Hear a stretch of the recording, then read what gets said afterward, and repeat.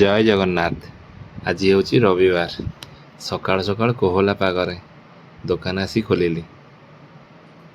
ଦୋକାନ ଖୋଲି ସାରିବା ପରେ କିଛି କଷ୍ଟମର ଥିଲେ, ତାଙ୍କୁ କିଛି ତାଙ୍କର ଜିନିଷପତ୍ର ଦେଇକି ମୋର ବୟନି କରିଦେଲି। ଏମିତି ଚାଲିଥିଲି। ତାପରେ କିଛି କଷ୍ଟମର ପୁଣି ଆସିଲେ, ସେମାନଙ୍କୁ ତାଙ୍କ ଜିନିଷପତ୍ର ଦେଉଥାଏ। ପାଗ ଆଜି କୋହଲା ଥିଲା, ତେଣୁ ଦିନରେ ଲାଇଟ୍ ଜଳୁଥିଲା।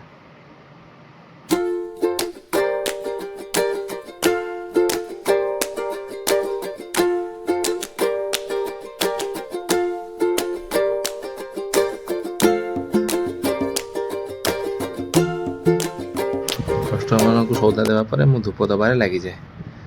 ଠାକୁରଙ୍କୁ ଧୂପ ଦେଇଦେଲା ପରେ ମନ ଭଲ ଲାଗେ। ଧୂପ ଦେବାରେ ଲାଗିଛି। ଠାକୁରଙ୍କୁ ଧୂପ ଦିଆ କାମ ସରିଗଲା। ତାପରେ ଭୋକ ଲାଗିଲା। ସାଇଡ଼ରେ ଆମର ଗୋଟେ ଦୋକାନ ଅଛି, ଶ୍ରୀ ଜଗନ୍ନାଥ ସୁଇଟ୍ସ ଆଣ୍ଡ।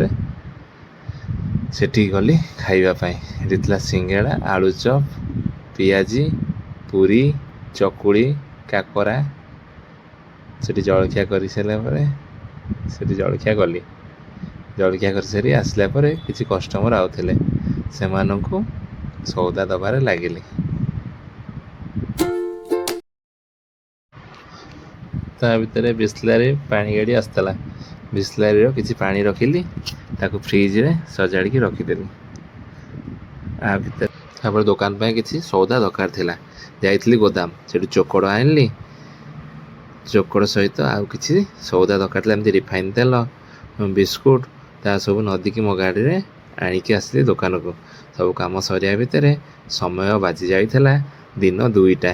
ତ ଖାଇବାକୁ ବସିଲି। ଆଜି ଖାଇବାରେ ହୋଇଥିଲା ଭାତ, ଡାଲି, ଆଳୁ ଛୁଇଁ ଆଳୁ ଭଜା, ଶାଗ ଭଜା, ଆଳୁ ଚକଟା, କାକୁଡ଼ି ପଡ଼ିଥିଲା। ତାକୁ ଖାଇଲି। ଖାଇସାରିବା ପରେ ଆସିଲି ରେଷ୍ଟ ନେବା ପାଇଁ। 4ଟା ବେଳେ ପୁଣି ଦୋକାନ ଖୋଲା ହେବ। ଦେଖା ହେବ ଆସନ୍ତାକାଲି। ଜୟ ଜଗନ୍ନାଥ।